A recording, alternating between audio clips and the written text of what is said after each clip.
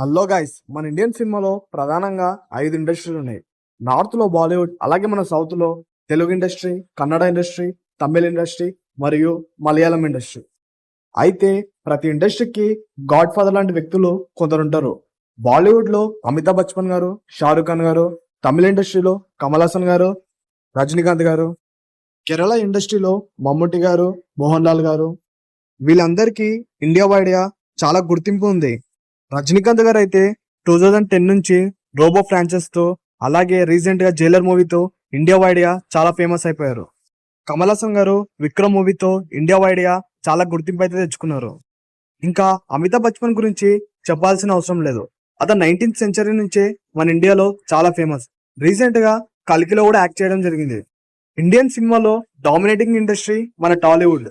అలాంటి డామినేటింగ్ ఇండస్ట్రీలో God father అయిన వ్యక్తులు చిరంజీవి గారు, బాలకృష్ణ గారు, వెంకటేష్ గారు, అలాగే నాగార్జున గారు ఇండియా వైడ్ గా పాన్ ఇండియా గుర్తింపు అయితే తెచ్చుకోలేకపోయారు.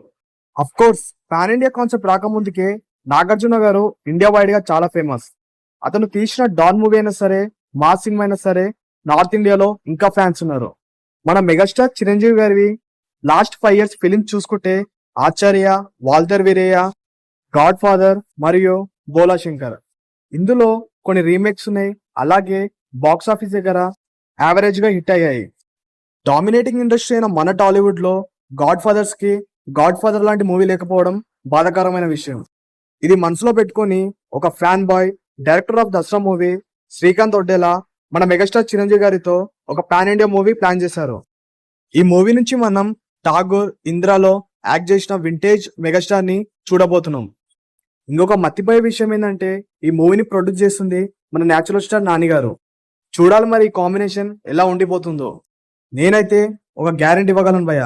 అమితాబ్ బచ్చన్ గారికి కల్కి మూవీ ఎలాగో, రజనీకాంత్ గారికి జైలర్ మూవీ ఎలాగో, అలాగే మన కమల్ హాసన్ గారికి విక్రమ్ మూవీ ఎలాగో, మన శ్రీకాంత్ గారు మన మెగాస్టార్ చిరంజీవి గారికి అలాంటి ఇంపాక్ట్ఫుల్ మూవీ ఇస్తున్నారని ఆశిస్తున్నాను. మరి మీరేమనుకుంటున్నారో కింద కామెంట్ చేయండి.